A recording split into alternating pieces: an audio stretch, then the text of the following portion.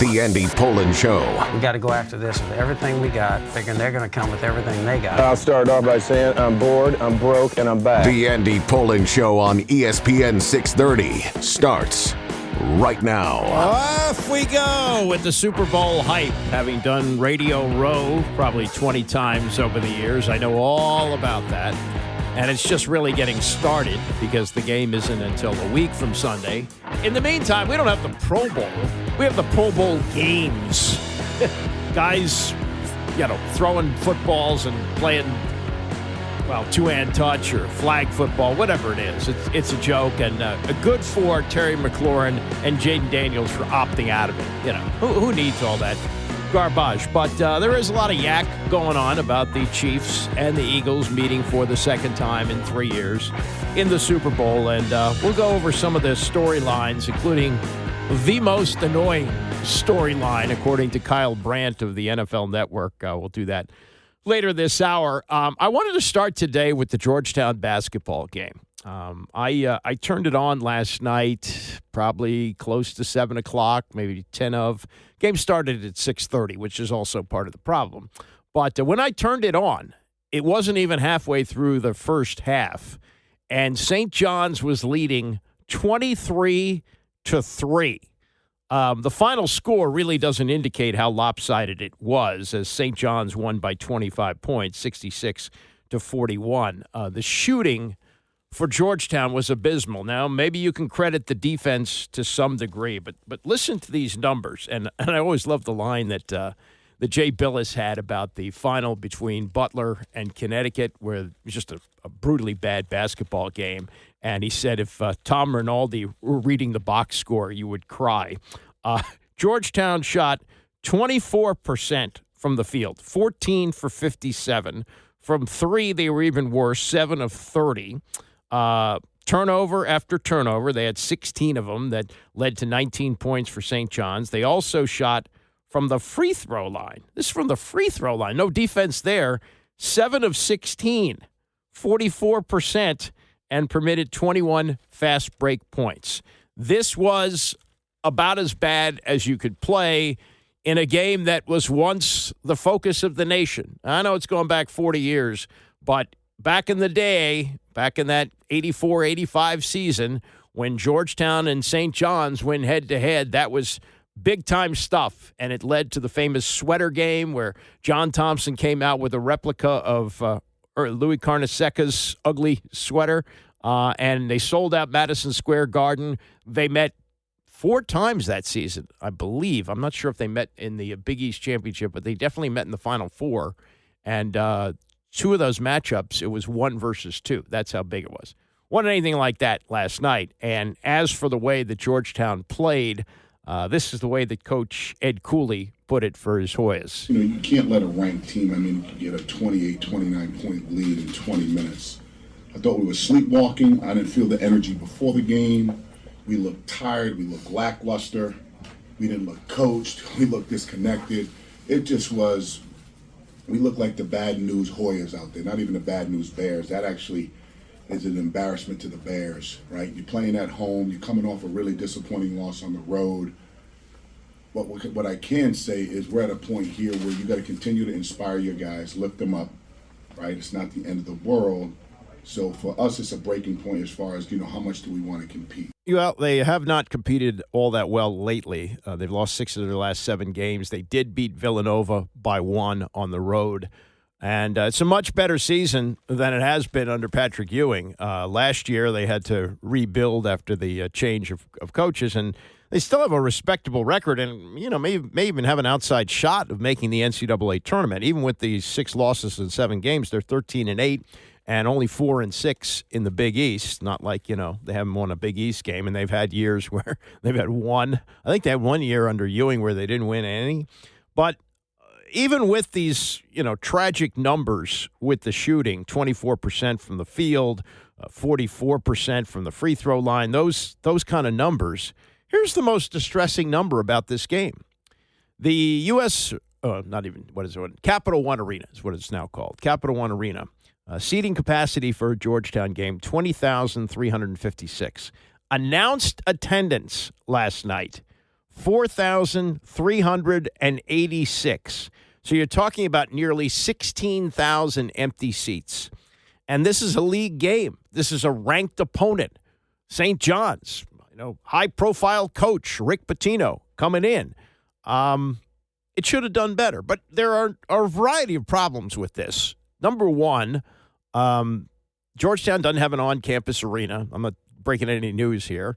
They've been playing either at the Capitol Center in Landover or since they built this new arena, which would have been, 1997. But it's cavernous. And, unless you got, like, Duke coming in or some, national team that draws a lot of people, you're looking at games like this. And on top of everything else, because of the television schedule, they had to play this game at 6:30 last night. That's way too early. You can go right from your office if you work downtown, but not everybody works downtown anymore. And also, people who are looking at the landscape of sports in this area, which has been dominated by what the Commanders just did, what they just accomplished this season. The basketball team in town is horrendous, but the hockey team is really good. And Georgetown, fighting for airspace here. And, this is not something that can be fixed right away. They can't expand McDonough, which I think seats about what they had in attendance last night. I believe it seats just over 4,000. So theoretically, they could have played this game and satisfied everybody who went to the game last night at Capital One Arena.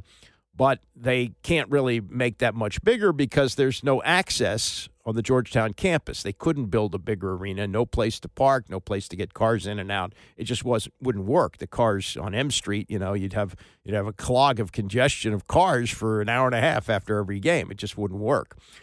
So I propose this, and I know it's going back old school, but it used to work. If you're going to play these games at 6:30 to accommodate television, play double and triple headers. Bring in George Mason to play a home game, George Washington to play a home game, AU, and bring in their fans. And, make it cheap at the beginning, but make it so that when people are there, like they were last night, those who were there, aren't looking around and seeing 16,000 empty seats. That's not a home court advantage. That's not even – I got to think for the players, that's got to be disheartening to look up in the stands and seeing fewer people than were at their high school games. And it looks even worse at an arena that seats over 20,000 that you've got only 4,000 people in the stands.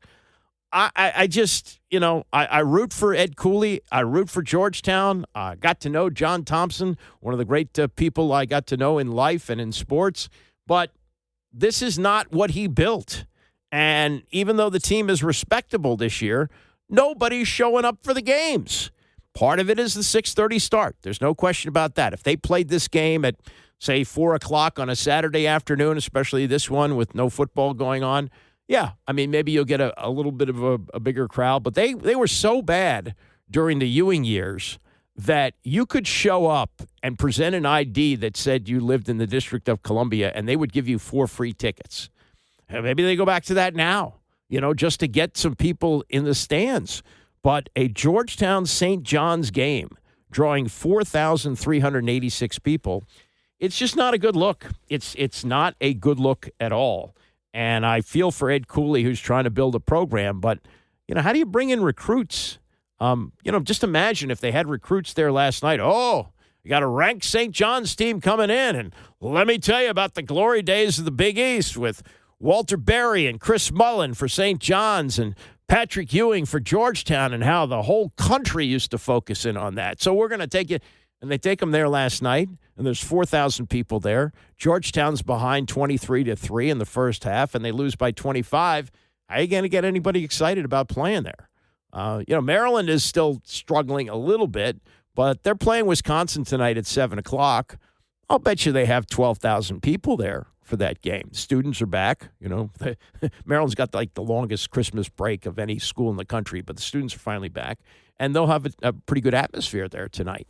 Georgetown, they're in a tough spot, and I don't know how you get out of it other than, maybe you go to doubleheaders, maybe you do something else to get people there, and get people excited about the basketball team. It's hard to get excited about them last night. I get that.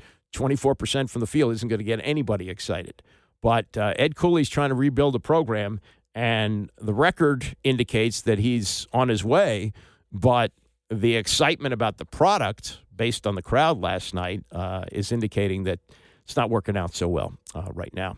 So how about the New York Yankees, who never lost anybody over money with George Steinbrenner, but it's Hal Steinbrenner now running the team and trying to make it seem like, ooh, they didn't get beaten off the back page. That's a big deal in New York. The back page is the tabloids of the New York Post, the New York Daily News, and you don't want the Mets to be on there when you should be on there. But the Mets stole the thunder in the offseason when they got Juan Soto to that enormous $756 million contract.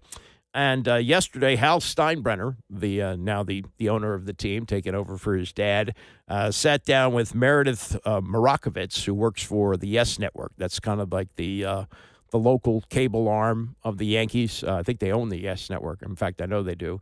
And so, this is not going to be a real hard-hitting interview. But here's Hal Steinbrenner trying to sell the idea that he believes the Yankees are better without Juan Soto. Some people may disagree with me, but some people will agree with me. I think we have a better team right now than we did a year ago today. You mentioned that hard work. You guys tried to sign Soto. Mm-hmm. You went up to a price point of $760 million, reportedly. Were you surprised that he wound up going to the Mets when you put that type of offer on the table? I wouldn't say surprised, but I really didn't know what to expect. I didn't know what was going to happen. Juan's got a big family. They were all very involved. So there were a lot of different voices in his ear talking to him and giving him advice, and I really just didn't know. So I wouldn't say I wasn't surprised. I was certainly disappointed. Do you feel like the roster is, in fact, better, that you were able to spread some of that money around on some different players, whether it be pitching or some help in the infield and outfield? Yeah, I think our starting rotation's better. I think our defense is better. And I think, Bellinger and Goldschmidt, I think they're going to make up for, a good deal of Juan's offense, his bat. Doesn't it sound a little bit like Hal Steinbrenner is imitating Larry David imitating George Steinbrenner? The same cadence, right? Same cadence here. Selling the idea they're better without him, it's hard. He's arguably the best player in the league, 41 home runs last season, great on-base percentage, great eye for walks and all that. Not a great outfielder, but an adequate outfielder. It's kind of crazy. And what he said there about the family being in his ear, that would seem to support this story that it came down to a luxury box, that the Mets gave Soto a luxury box at Citi Field for his family, whereas the Yankees were only willing to offer a discount, which they've done in the past with, their star players. And they said, oh, yeah, we'll give you a box, but, the cost of it over a course of a season is $1 million. And we just can't do that because of the precedent we set with other players. So Steve Cohen, the owner of the Mets, said, I'll throw in the box. That's fine. And, yeah, he did pay him another $5 million, but, that's like, so what? He's making $760 to $765. It's just really a difference for a little bit of taxes, really. A lot of that comes out of there. So anyway, that's the position of Hal Steinbrenner, is that they are a better team without Juan Soto. We'll see. We'll see about that. And then you got the continuing Jimmy Butler saga. These things in the NBA, they seemingly get fixed sooner than what's gone on here. Butler has now been indefinitely suspended. We've got the trade deadline coming up on February 6th. So what is that, a little over a week away? And, the question is, has Butler made a big enough pain in the tuchus of himself for the Heat to trade him? This was Tony and Mike yesterday on that on PTI. The Heat have suspended Butler indefinitely after he reportedly walked out of practice after being told he would not be starting. Butler has now been suspended for 10 of the last 13 Heat games. The trade deadline is quickly approaching. Wilbon, is Butler making it hard for other teams to want him? Tony, I don't think that's the problem. And I can see why people might perceive it that way. Missed a plane, left a practice, whatever, conduct detrimental. And deliberate. Deliberate. No question. Yeah. But I don't think that's the issue. Just the economics of the NBA today are not what they've been. The structure and the second apron and the taxation, which is severe and limiting to the point where you can't just put together these deals like you used to. Because as you know, we covered the league all our adult lives. When people want out, they get out. That's right. Whether it's Jimmy Butler or Wilt, you get out. That's right. But, Tony, it doesn't seem that way. I'm told that the Heat may very well wait until the summer when they can find a deal that better suits them. But even there's a problem there because Jimmy Butler is not going to opt out. I can't believe he's going to opt out of a $52 million final deal. No. So I think there are things working against the deal, maybe even precluding a deal. But I don't think Jimmy Butler's behavior. I think if you think you get him, if you're Golden State or the Phoenix Suns or some contender, if you get Jimmy Butler, you're pretty damn excited, and you ought to be based on his production over more than a decade. I don't think missing the team playing is going to deter that. Well, we're going to be on different sides of the fence on this one. Okay. So I think that there are two issues to deal with here. One is that Jimmy Butler is still a very good player at age 35, I believe. He's shooting 54% from the field this year. And two is that his career is dotted with behavioral lapses like this. He did the same thing in Minnesota to get out of Minnesota that now he is doing in Miami. So if you are if you're running a team and you want the player Jimmy Butler, you need to make sure you want the person Jimmy Butler as well. Agreed. You need to make sure that because what if he goes to your team and doesn't like it? You know, what if he doesn't like it? He's making $48.2 million this year. Yeah. Next year, as you say, he's due to make $52 million. So Jimmy Butler, if you want to suspend him for 20 or 30 games, doesn't really matter. Because if he plays 50 games out of 82, he still gets $31 million. I think at this point, he's sabotaging the team. And I think, and you use the same word, contender, a contender may want him because they believe he can win a championship right now. But then you also have to worry, what if he doesn't like it here? Well, maybe, except there's not that long a runway left. I mean, I know Jimmy Butler reasonably well, and you know I love Jimmy Butler. Granted, I know these behavioral things come up. But when Jimmy Butler's on the basketball court, particularly in April, May, and June, it's terrific. He can make some magic happen. It's terrific. So if you're the Golden State Warriors, and you can't even keep your head above water, and you look at what you've got versus what you could get if you can get Jimmy Butler, you better do it. And by the way, I don't believe that Stephen Curry and Steve Kerr and Draymond Green couldn't figure out how to incorporate Jimmy Butler on a short-term situation a couple of years and make that work. This is the only league where this happens. This is the only league where a player says... soccer. Oh, okay, I'm not familiar with soccer. Only North American professional league. Where this happens, where a player says, I'm tired of this place. Here's a list of 3 teams. Right. Work it out. Work it out. And it's always happened until now. It doesn't happen anywhere else. And the other thing that I'm curious about, I'll ask you very briefly. I always thought Miami was a place where people were happy. I always thought they thought of Spoelstra and Riley as player people. But there can surprised. There can be an exception, right? I guess. I'm just surprised. I'm a little surprised. Yeah, and I guess it doesn't make a difference when you're making $52 million a year, but the tax situation in Florida is pretty good. You know, a lot of guys want to be in Florida. They want to be in Texas. They want to be in places where there's no state income tax.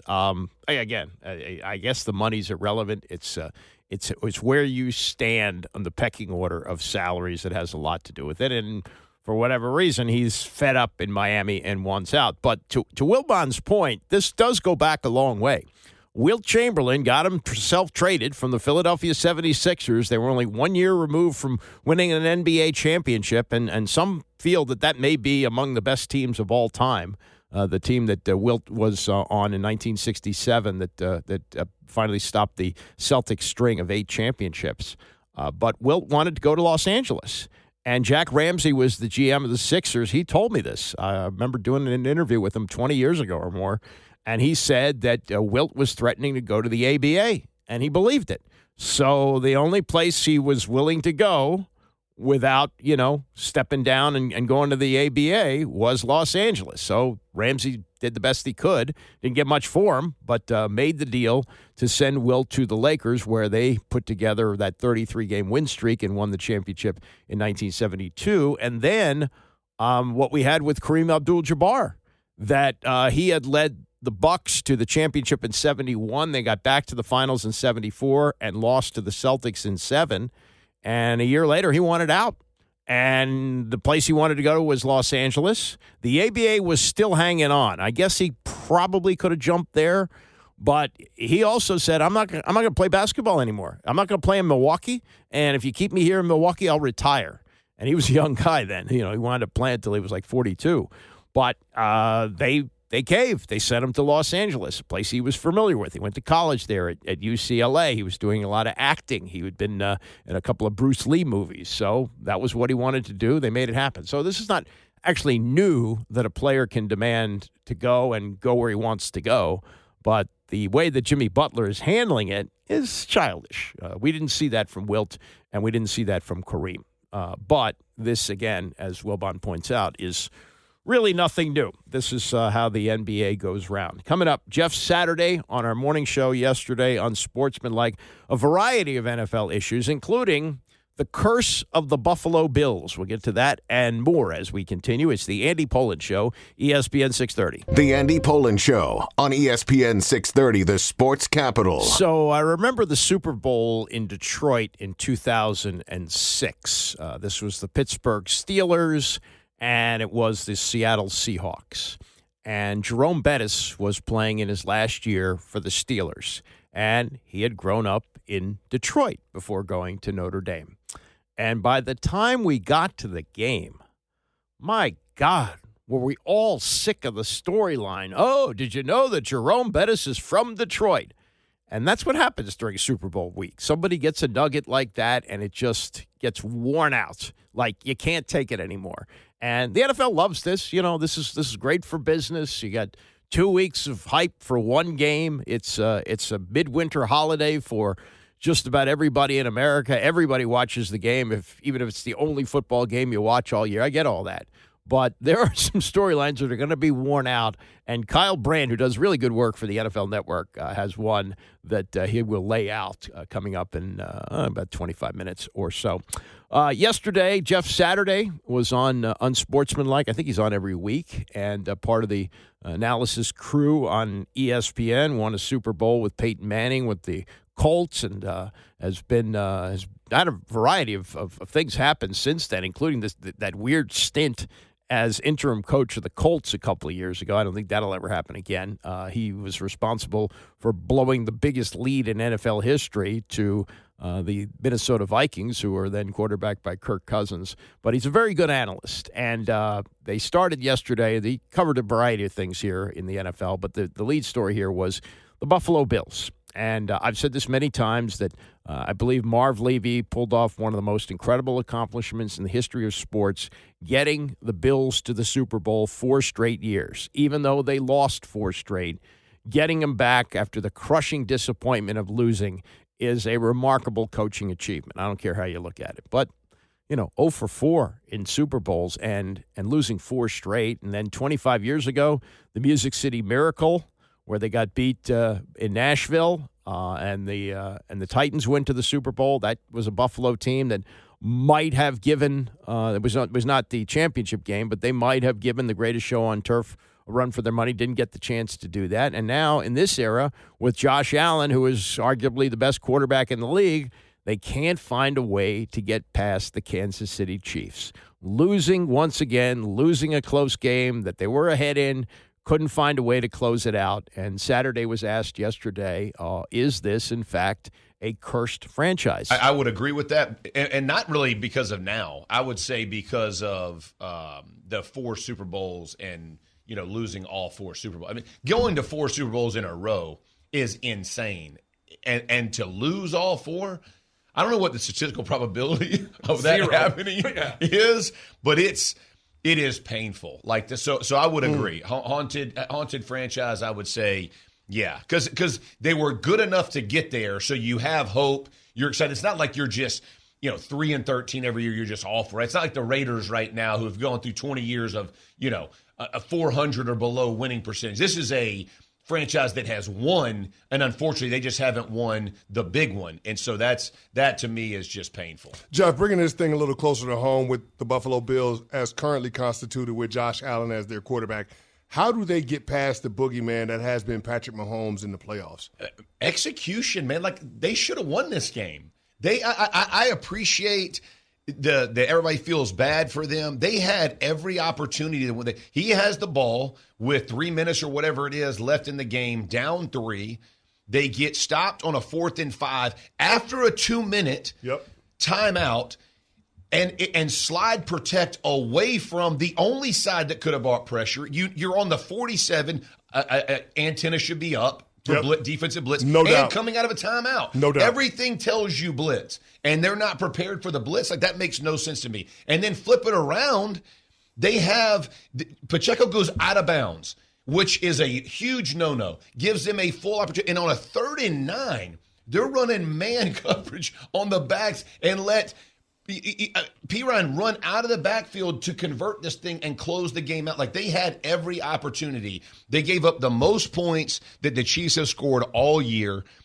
You can't, I mean, it's hard for you to feel bad when you just get out executed. Like, they had every opportunity to win this game, and they just didn't do it. And really, they played sloppy at the beginning, right? Yeah, it was bad. It wasn't like this was a cleanest game they played, and you go, oh man. Like, the Josh was off on a couple of throws early on. Like, that 13-second game, to me, was much more painful than this one. Like, this one, there were all kind of glaring signs that you go, man, you just didn't do your part. And the Chiefs ain't going to beat themselves. They're like the Patriots, bro. They're not. You got to take it from them and beat them. They're not giving it away. And unfortunately, the Bills just didn't execute to do it.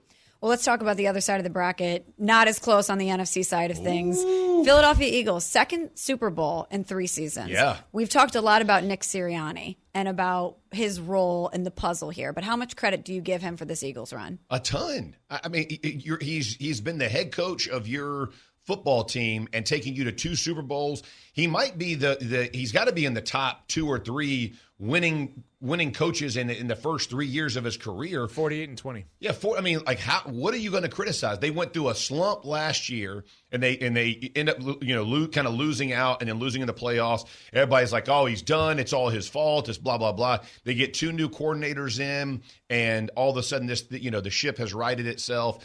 I give him a ton of credit. I mean, he takes a lot of shots, man, and some he brings on himself. But I like his style. He makes no apologies for what he does. He goes at it, and the guys like it. And it wins, and you don't got to like somebody for them to be successful. He's a successful head coach, and they should be proud about what their organization is doing. We're talking with nobody here on Sportsman Like on ESPN Radio. Jeff, how would you describe what you saw in Dallas yesterday? Oh, debacle, bro. I mean, come on. I don't watch a lot on social media. I'm just being real. Like, I'm not good at it. I watched 8 minutes.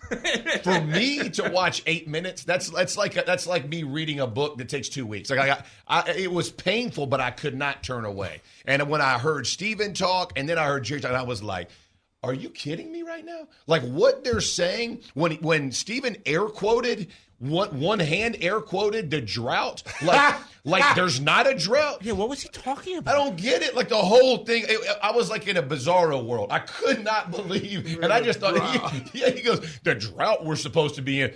What do you call it? It's 3 decades, dude. I mean, dude, we got some biblical stories that only took 40 years, bro, for the promised land. We at 30 now. Dang. I mean, we just kept circling the promised land or what, bro? Like, I mean, come on. It hurt me. It hurt my soul. I was like, I literally watched all 8 minutes, and I'm just telling you, that's that's gone with the wind, bro. 8 minutes, but I couldn't turn away. I could not turn away. I just thought, they can't both be saying this. Like, they literally, and God bless Shadi. I actually like him. He's a good coach, a good man. Like, I respect him. But you tell me, let me ask you this. If you're him, how do you define success? Mike McCarthy won 12 games 3 years in a row and won a playoff game with them. And they move on. Like, if you're Shadi, you go 12-5 and lose. Is it a failure? Like, what is? I don't even know what they're looking for. Well, and who knows? And we discussed on our show earlier. People go back on the podcast and listen. Best case scenario right now in the moment, they have the 3rd best quarterback in the division and the 4th best coach in the division. Yeah, it's painful. And think about this: you got an owner who says he's going to do everything he can to help you win, but has repeatedly shown you they don't. They don't do, right? They don't sign the Derrick Henrys of the world. Oh, he wouldn't have been as good here. It doesn't matter. Yeah. It makes your team better. Like, what you focus on, what he does, it's what makes my team the best. I get so tired of people being like, oh, it wouldn't be the same. No, but it would have made you better. You're telling me having a player like that wouldn't have made you – it would have. It would have made your line look better. It would have helped Dak look better. It would have helped CeeDee Lamb look better. My God. I mean, it pains me. Like, I hurt. So, Jeff, the opposite end of the spectrum is what we got from Aaron Glenn, my former teammate, being announced as the new head coach of the Jets. And, of course, he said that the conversation, the discourse around Aaron Rodgers over the coming weeks will be front and center. He looks forward to sitting down with Rodgers and talking to him about what his future looks like. Do you think that Aaron Rodgers is somebody Aaron Glenn should be interested in as their quarterback in 2025? I think he will. I honestly, I think they're going to bring him back. And I think that because as you look around the landscape of our game, potentially like a Russell Wilson maybe, but who are they? They're going to have to. They got to look at this long term, and they have to have some type of bridge to get them through this first season. And for whatever it is, the only issue I would have with Aaron, and I'll just be very frank, is the culture of the building. If Aaron Glenn sits down and goes, "Hey, this isn't going to be good for the culture of my building and my." Starting my first head coaching opportunity, then I would move on. I would go find somebody else. But if he feels like, hey, you're going to be here for all of our stuff, you're going to be a team guy, this is what we're going to do, this is how we're going to run it, then I think you have this conversation. Because it's going to be a cabinet, whatever it is, right? Whether he's on it or not. Sure. I guess my question to that would be, though, Jeff. Oh, sorry. If there is a question about whether or not Aaron Rodgers is good for your culture, in year 20, isn't the decision already made? Well, you and I see it that way. But okay. I see it that way. But I'm saying from his perspective, it's he has to really, really view it from that. I'm with you. Yeah, like from you and I, and what that would mean to us. Go get what you got to get and figure it out from there. But from I think he's doing his due diligence, which I think is fair, starting an organization and being a first-time head coach. Well, look, they're not. The contract is not guaranteed. This passive-aggressive stuff that Rodgers does, and narcissism, and just trying to do enjoying it, having a good time. Stop. Just end it. Move on. And if you want to change the culture, I think it starts with the quarterback, but that's my take. And look, Aaron Glenn may have taken this job with the pretense that he's got to work with Aaron Rodgers. Maybe that's how the job was presented to him, so it could work that way. As far as what Saturday said about the embarrassing way that Jerry Jones introduced Brian Schottenheimer as his head coach, this didn't get as much play, but it was sort of that way the other day when Mark Davis introduced Pete Carroll as his new coach. Pete Carroll, out of football last year. He's 73 years old. Had a great run in Seattle. They kind of pushed him out the door. They didn't make the playoffs this year without him. So I don't know why that happened, but they did. And now he's back in. He's back in with the Raiders. And Al Davis, in introducing a guy who's won a Super Bowl, can't get over how it ended with John Gruden. And obviously he didn't want it to end that way. If you remember, emails were leaked, and probably leaked by Dan Snyder, with racist and misogynist exchange between John Gruden and Bruce Allen, who was then president of the Redskins. And according to reporting from Don Van Natta, which was, I think, spot on, his work is great, and he's got this, if you haven't read it, he and Seth Wickersham took a hatchet to Dan Snyder and how he's feeling now that the team is winning. But there's reason to believe that the emails were leaked by Snyder because he wanted to curry favor with Roger Goodell, knowing the league hated John Gruden. And one thing led to another, and Gruden was out the door. But Mark Davis, now the owner of the Raiders, Al's son, he explained first Tom Brady's role. Brady has played a big role in making this happen. And why wouldn't a guy who played quarterback in the NFL till he was 45 years old and played it well, why wouldn't he want a 73-year-old coach? But this is what Mark Davis said about Tom Brady. He was somebody that I brought in and really expected to be that person on the football side that would bring stability to the organization. This is speaking about John Gruden. He had a 10-year contract and all that, and his head was chopped off, and we were really put in a bad position as an organization. So he's still angry about having to get rid of John Gruden. Didn't want to do that, but his hand was forced because of the leaked emails. The Raiders are now under their third different coach since Gruden's departure. They had interim coach Rich Bisaccia, who took over for Gruden when he had to go, and then Josh McDaniels and now Antonio Pierce, neither one given 2 full seasons to turn things around. And this is more of what Davis said. We wanted to build something here and again, and the process that's been the mindset all along. Like I said, I got offset or kind of blown up when John Gruden was sent away. So we're trying to get right since then, and we'll see. But I've got patience to get it right. I think we got the people now. I think that the results are, to me, what speak for it, and we'll see. The Raiders 22-31 in Gruden's 3 years. They didn't really do all that well as a head coach there, and since then they've gone 25-38, which is just a little bit worse. So can Carroll turn this around? But the big takeaway is that Mark Davis is still pissed that he had to get rid of John Gruden, and that's really not something you express when you're hiring a new coach. I know it's an old coach, but, you don't want to say, gee, I wish it sounds like, gosh, if I hadn't had to get rid of John Gruden, we wouldn't be in this spot. But, okay, here's Pete Carroll. And Tom Brady's running, a lot of it here, too, which continues to be a conflict of interest. He says he's going to keep doing TV, and he is going to do the Super Bowl. But he's got 9 years left on his contract. Is he going to do dual roles as part owner of the Raiders, making hires, bringing in free agents, and broadcasting games? Doesn't seem right, but right now the NFL doesn't seem ready to do anything about it. Guaranteed, by the time we get to Super Bowl Sunday, February 9th, you are going to be sick to death of the term three-peat. Trust me.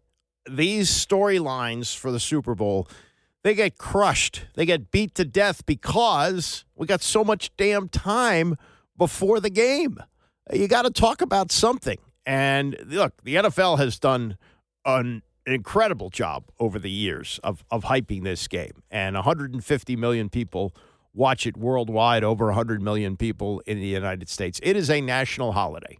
The NFL has created a national holiday. There's nothing like that in any other sport. It used to be a really big deal for the World Series. Now it draws half the viewers that the women's NCAA championship basketball game drew last year, or an average of for the games. It's just not the same. But football does this, and they give us stories that, you've talked about it 1 week, and you got another 4 days. What else are you going to do? I've been through this many times, many radio rows, story after, and I mentioned earlier, if you're with me earlier, we're talking about Jerome Bettis in his last game for the Pittsburgh Steelers as they played Seattle in the Super Bowl in his hometown of Detroit. And it was like a running joke. Hey, did you know Jerome Bettis is from Detroit? No, I've only heard that 80,000 times. And the word three-peat is going to be something that you're going to be sick of hearing by the time the game comes about. The last team to do it was the Kobe and Shaq Lakers, 2000 to 2002. That Michael Jordan did it twice with the Chicago Bulls. The Boston Celtics back in the 60s. I think it was only the 60s, limited to the 60s, or maybe there was the 50s in there as well. Bill Russell and the Celtics winning 8 straight championships. Nobody's ever going to match that. And they don't get the proper credit for it because the first championship happened before the Super Bowl started. But the Green Bay Packers actually are an NFL team that three-peated, and they did it twice, 1929 to 1931. Okay, those were the early days of the NFL with, like the Pottsville Maroons and teams like that. But I would say the 60s are the modern era of the NFL, and they did it after the 65 season. They did not have the Super Bowl then, but after 66 and 67 they did, and they won the first 2 Super Bowls. So I think they should get credit as a three-peat team, but they don't because everybody focuses so much on the Super Bowl era. The Miami Dolphins made it to 3 straight Super Bowls, but they got their doors blown off by the Cowboys in the first one. So this would be a chance for the Kansas City Chiefs to do what no other NFL team has done and I think this should be mentioned, did in the Super Bowl era. The Green Bay Packers on the cusp of it did it. Had they had a chance to be in a Super Bowl after the 65 season, they would have won that too. I'm sure they would have, but they never got the opportunity to do that. The A's did it in the early 70s and probably could have gone for more, but free agency was coming, and Charlie Finley chose to break up the team rather than pay the stars. But the players that played on those teams with Reggie Jackson and Raleigh Fingers and Sal Bando and all the great players that they had, They were capable of making another run, but they never got the opportunity to do that because of free agency. Montreal Canadiens in hockey did it. The Islanders, they did it 1980 to 84, and then Wayne Gretzky and the Oilers kind of took the torch on that. But even though Gretzky won 4 cups, they never won 3 straight. He won in 84 and 85. They didn't win in 86, and then they won again in 87 and 88. And then in one of the most famous trades in sports history, he was sent to the L.A. Kings, and they still won a championship without him in 1990. Had they managed to keep that team together with Gretzky and Messier and all the great players that they had, they probably would have won a lot more cups, but they didn't get the chance to do it. And then the Yankees, although they had this incredible success at the end of the 90s, they did not win 3 straight. The teams that won 4 straight, 1936 to 1939, and then they won 5 in a row from 1949 to 1953. So there's that. And, the three-peat is going to drive you crazy. There's another storyline that Kyle Brandt, not Andrew Brandt, but Kyle Brandt of the NFL Network says will make you nuts by the time you get to the game, and that's about birthdays. Here's Brandt on the Good Morning Football show. I despise adult birthdays. I don't like adults celebrating their birthdays. I don't like me celebrating my birthday. If you're celebrating your birthday and talking about your birthday a lot, you are at the roller rink with the other 9-year-old friends you have from 4th grade. I just don't like it. I like television segments about birthdays even less. I'm in the minority in this crowd. I just don't like it. Unless it's 21, 30, 40, 56, fine. These random, I'm 43, who cares? I hate it. And which is why I'm incredibly chagrined to remind the public that on February 9th, Super Bowl Sunday, it's Saquon Barkley's birthday. And he turns 28 years old, and it is just so irresistible to talk about the birthday boy gets a touchdown. It's his birthday. It's his birthday. And I wish it ended there. That would be enough. On February 9th on Super Bowl Sunday, it's also Cooper DeJean's birthday, who is turning 22. Now, if he was turning 21, then we got something. You win the Super Bowl, you can do 21 shots and puke in the gutter. That's great. Guys, we have 2 birthdays from the Eagles on Super Bowl Sunday. I wish it stopped there. There will be a reference because of Philadelphia to It's Always Sunny in Philadelphia. On February 9th, Super Bowl Sunday, it's Charlie Day's birthday. Oh, no. I'm not making this up. It's that guy's birthday, too. It's all coming together. So much birthday talk. And I had to Google to make sure it's not Burkhardt or Brady's birthday or EA or Ronaldo. It's not. Thank God. But I would just ask all of them. I understand people love birthdays, and I'm a total curmudgeon when it comes to birthdays. Can we keep it light? Can we just not go a deep dive on it happens to be the same day you were born? It's the Super Bowl. There's so many more interesting things about Saquon, DeJean, and Charlie Day for that matter, and yet it's already become a monster online. The tweets are already, just bring them up. People are just, they're tweeting their backsides off. Cooper DeJean gets his first interception on his birthday in the Super Bowl. That's from Uncle Vaughn. Great. Uncle Vaughn, respect. Oh, love this. Next tweet. For them to play the Super Bowl on their birthdays, that's definitely a good sign. Is it? Doesn't have any connective tissue whatsoever. Yes. If it was their birthday in August, they're not going to win the game. And then the best one. Look at this. Their jersey numbers. Wait a second. Yeah. Super Bowl 59. And that I like. 26 plus that 30. I like. Peter, you think that's going to play a factor? I like that. I like that. All right. I like that one. Luke, that's a good one. That's real. The signs are there. So Peter likes it, and most people do like birthdays. Yeah. I'm not telling you I'm not a jerk about this. I'm admitting it. But I'm just over it. Once you turn 21, no one cares about your birthday, and if you care that much about your birthday, I promise the people around you are pretending. So please, I'm already sick that it's Saquon DeJean's and Charlie Day's birthday. Let's end it there, please. I'm not that way. By the way, happy birthday to my sister, who was born, and you can do the math yourself, but in a massive snowstorm in 1966. And so she's got a birthday, and she always keeps track of her birthdays by the Super Bowl year or the Super Bowl number. So that's where she is. And happy birthday to my sister, Eva.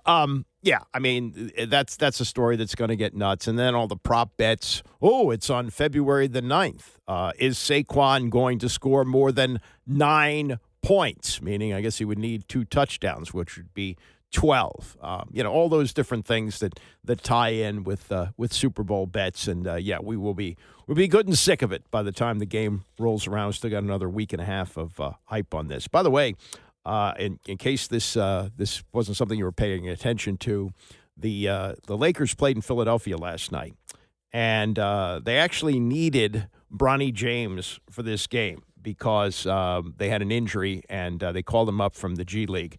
And I don't want to laugh at this, but he's clearly not ready to play in the NBA. He was in for extended minutes because the only time really he's played this year, like the opening game and games that are in blowouts. But this was a game where he got in the rotation, 0 for 5 with 3 turnovers in 15 minutes. That's not good. He's been playing for the South Bay Lakers, the Lakers G League affiliate. And it was the first time that he had played meaningful minutes since opening night when he and LeBron made history by becoming the first father and son to play together in the NBA. He's 6'2". He's trying to guard Tyrese Maxey, who had 43 points. And he said, and this sounds, I don't think you want to say this, but Bronny said about the call-up, it just came out of nowhere, so I was always trying to stay ready to play and always keeping my mind right. I feel like I was more prepared now than the opening game. Well, maybe so, but LeBron said his son's growth will come with more opportunities. Obviously, it's his first extensive minutes with us. We had that first game where it was just a moment, and that was a great moment. But tonight was the first opportunity to be with the big guys, to be with the big club. He's going to continue to use that and get better and better. Yes, okay, but This is the NBA season. This isn't the time when you're trying to develop a kid who's clearly not ready to play in the NBA, and maybe if he is an NBA player, is 3 or 4 years away.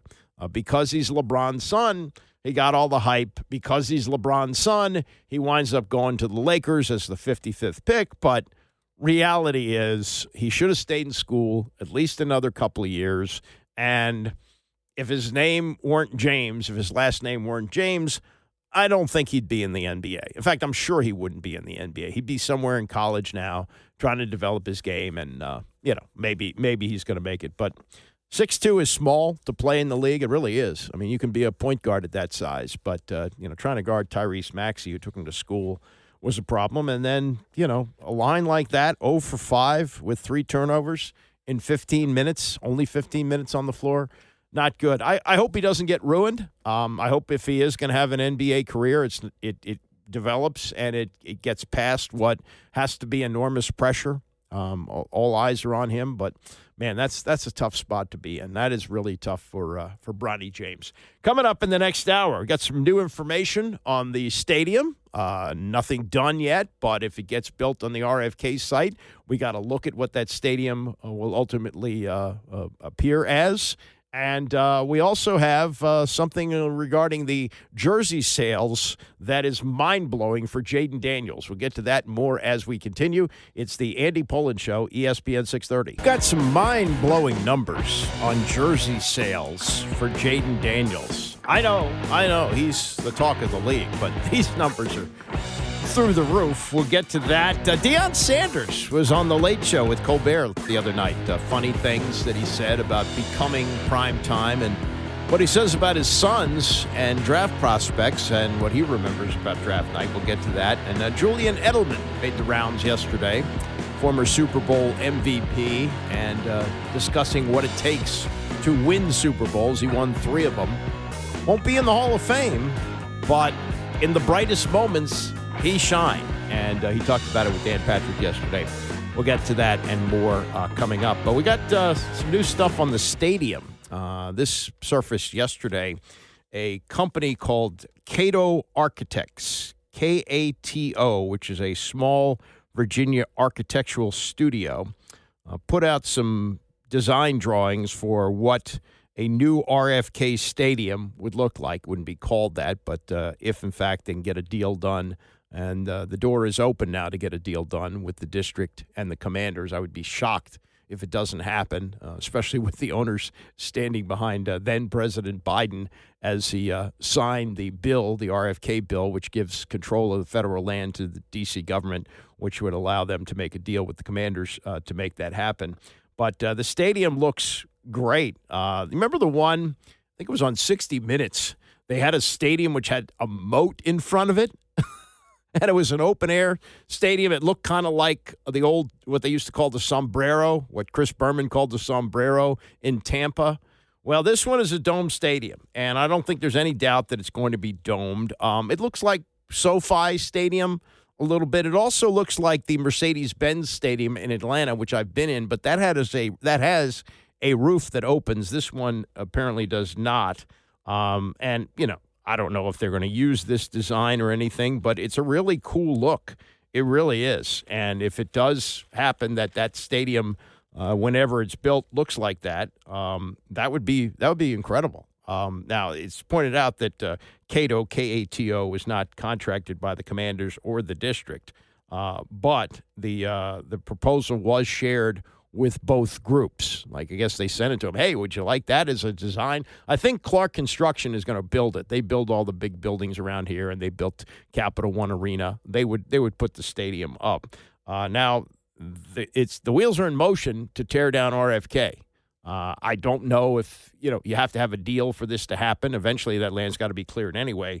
But it's pointed out in the Times today that crews began mobilizing on January 13th with plans to remove parts of the interior and exterior shell by the end of the month. Well, we're pretty much at the end of the month. Today's the 29th. The city is tearing the stadium apart piece by piece instead of imploding it, the more common way to demolish an arena due to environmental concerns. Yeah, they blew up the old Capitol Center. Remember that. That was imploded. But this one is just going to be torn down.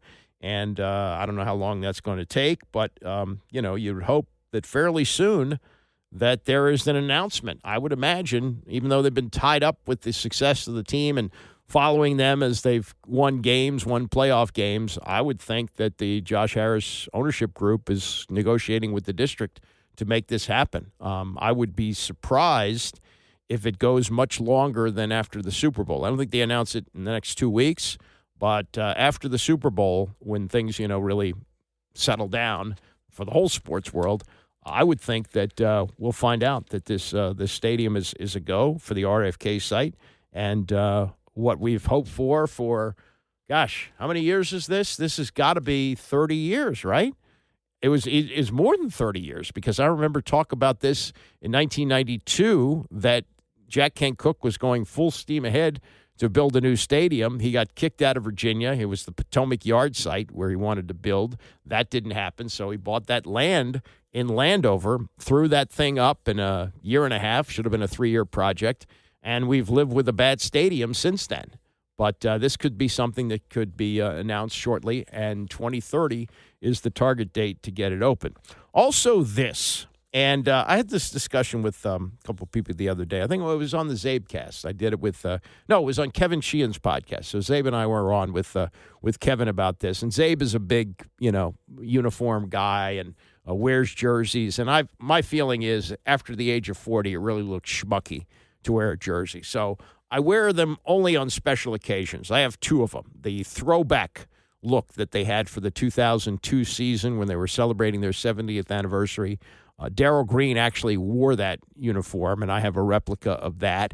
And then they also made up a replica Sonny. He didn't wear that jersey. He wore something similar back in his day when he was quarterbacking the Redskins in the 60s. But this was a uniform that I wear only on special occasions, like the retirement of Sonny's number and the retirement of Darryl's number.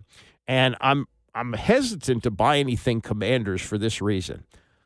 I'm still hopeful they're going to change the name. And there is some rumbling that they're going to do that the sloppy way that was rolled out by Jason Wright and the icky feeling of watching Dan and Tanya Snyder in those dopey Letterman's jackets announce the name change on March 2nd of 2022. It was just, and it's just, they want to scrub this place of everything Snyder. Just about all of what he, messed up here is gone. Especially the hatred by the fan base that has dissipated to the point we have this, that the Jaden Daniels uniform or the 5 jersey is the biggest selling jersey of NFL properties. And on top of that, and this is where the numbers really get to be mind blowing. Jamie Mottram, the president of the sports apparel company Breaking Tea, announced that sales of Washington football products were up by a massive, ready for this, 463% since last season. 463% since last year. Now, they didn't have Jaden Daniels. They had a team that won 4 games. That's understandable. But here's the bigger number. Merchandise sales have been up 4,129% since the team clinched a playoff spot in December. 4,129%. And if they change the name, I don't know, I guess, there's that nostalgia. It was hardly nostalgia. It's kind of a new thing. But I guess they're, if you have Washington football team memorabilia, that's worth something, or that there's some connection to that. But this one says Commanders right on it. The white jersey and the burgundy jersey both say Commanders. If the team is not called the Commanders anymore, would you want to have that? I'm not sure. But, and some of these the real, the ones that are like what the players wear, they're like $300, I think. I think you can buy a decent replica for about $125. You can buy the knockoffs from China. But, man, 463% and 4,129% since they clinched a playoff spot in December. That's pretty remarkable stuff. Julian Edelman is actually pushing toilet paper. He's attached himself to Angel Soft, which is going to do big commercial stuff during the Super Bowl. And he was on the Dan Patrick Show yesterday. I think made a couple of other talk show appearances. And, it's funny, you think of him for that Super Bowl, which he was the MVP, and you think of him as being a Brady favorite target in Super Bowls. But his career numbers, now he played 11 years for the Patriots. He was hurt one year, missed a full season. But in the 11 years that he played, he had 620 catches, 36 touchdowns. That's like a third of Jerry Rice's numbers. That's not going to put you close to the Hall of Fame. These days, you got to be at or near 1,000 catches to be even considered. But in the playoffs and in the Super Bowl, he came up huge. He only had really 2 big receiving years. He had 105 catches in 2013 and then 100 catches in 2019. Now retired, making the rounds, asked by Dan Patrick yesterday this question. Why did big games bring out the best in you? Well, what people don't realize, we weren't a team that was looking to pad guys' stats. There's like 3 years of my career where I'd jump out and I'd have a boatload of catches and a boatload of yards, and we change up the offense completely because we want to change up the tendency going forward in the season. So I think that when the playoffs came, we ran our best stuff, and I usually was a part of those plays. So as we're watching the Chiefs right now, it's kind of that same kind of battle. When you're sustaining success for a long time, it's not about going out and try to having the best offense. It's about going out and try to improve your team each week and get them to playing their best football at the end of the year so you have a shot in the playoffs. That's a lot of what we did, and we had a lot of success doing it, and it's fun to watch another team be able to find that pocket that we were in. You hear a lot of the analysts, people who are host critics, they're talking about Dalton Kincaid, like, hang on to the football. Yeah. But from a receiving perspective, that pass that Josh throws and Dalton Kincaid, drops it. What do you see on that play? Yeah, first off, no game is decided by one play. So I don't think Kincaid is at fault for the loss. There's a collection of plays that they probably want to have back. Saying that, you got to make that catch. To your point, people make those catches in the regular season, and it looks great on their stats. And you get your money. Scotty O'Brien always used to say it. You make your money in the regular season, you make your name in the postseason. He makes that catch. We could be saying something different right now. So that's how the game goes. I'm sure he feels like terrible. I mean, the same could be said for Mark Andrews. But that those guys are hardworking guys that have contributed a lot for those teams this year. and it sucks that the play didn't go their way. But that's football, Dan. It's. Yeah, but look at Mark's. You got to make that catch. I would, it hit him right in the chest plate. He misjudged it. I don't know. There's 4 guys there, but I would say probably 8 out of 10 times Kincaid makes that catch, and the 20% where he doesn't just so happen to happen that night. What did you see on the Ravens play, the 2-point conversion with Mark? I saw a guy that lost his confidence throughout the game, and which is very common with the receiver that drops the ball a couple times, has a fumble. He's starting to think about ball. He's, I just got to look at it. That was a confidence thing. Was the ball not perfect? Yeah. Could he have caught it? Yeah. But that's I feel bad for both those players because of those situations. But there's always got to be a winner and there's got to be a loser. The winners make those plays. That's part 1 with Julian Edelman, former Super Bowl MVP, with Dan Patrick. This is part 2, and this is about the connection that he had with Tom Brady over those 11 years that they played. And they get into legacy here. And this is also going to be a big Super Bowl topic this week. The legacy of Patrick Mahomes. This is his 5th Super Bowl. He's won 3. If he wins 1 more, then he's only 3 away from tying Tom Brady, and he's not yet 30 years old. Can he do it? Can he figure out a way? Can this team stay together? How do they manage the salary cap, et cetera, et cetera, et cetera? You got, guys who are aging. Travis Kelce, not going to play forever. And so then anyway, this is Edelman on the connection that he had with Brady. And he was asked about, was there a special sign or a special exchange of words where you came to the line of scrimmage and you knew, okay, we're going to change the play and I'm going to find you. This was Edelman on that with his connection with Brady, talking to Dan Patrick. Yeah, it was called yellow sprinkle sugar cookies. He would say that to me, and I knew that we just had to be dialed, and then we wouldn't talk. Are you making that up? Are you making that up? No, it's real.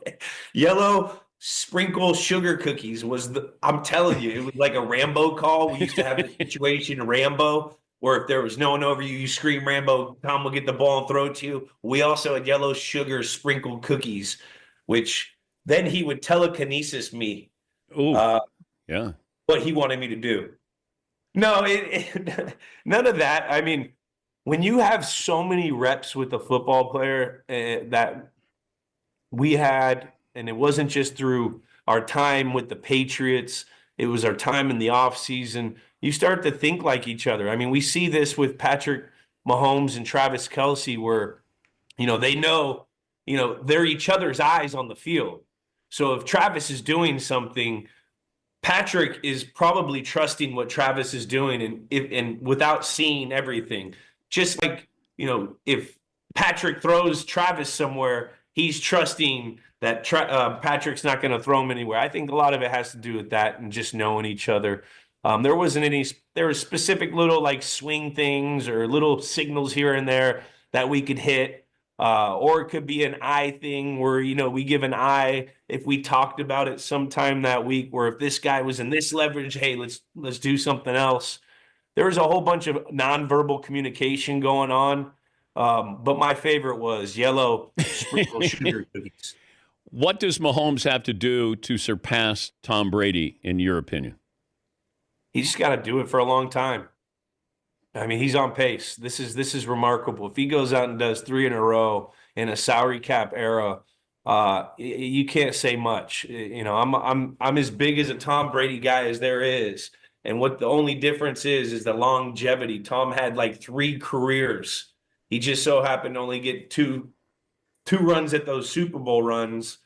Patrick's been doing that his whole career. But it'll be interesting for me to see the next chapter of Patrick Mahomes when some sort of adversity comes along, some player, Travis retired. He's going to be playing way longer after Travis. Chris Jones, when he departures, he's going to be there by himself. Will he be able to retool and find guys to help him go out and win, which that's what Tom had to do, and it took him 10 years to do that to get to the next one. So, it's pretty crazy that if you really think about it, they've had little bit of adversity with guys that may not be cornerstone players, but like the stuff that we went through to see Tom be able to compartmentalize. I mean, we had murders, we had back surgeries, we had gates, and he was still able to go out and win football games. So that's like the next step for me to see with Patrick Mahomes,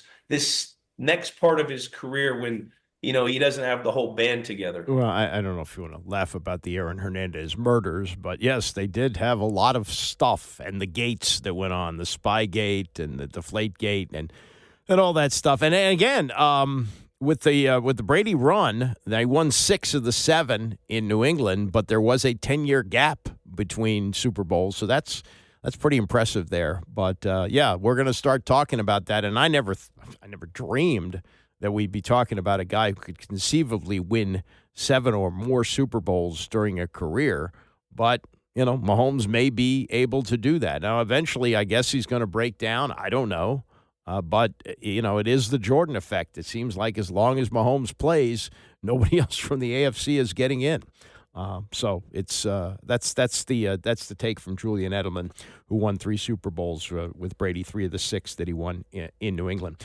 That's it for me. We roll towards the Super Bowl. We've hit sort of a lull here with the Commanders. They've had their season-closing news conferences, but we will wait and see with the anticipation of free agency and the NFL draft, and I'm sure there'll be storylines on that tomorrow as well. Bram is coming up next, and I'll see you tomorrow at 9 a.m.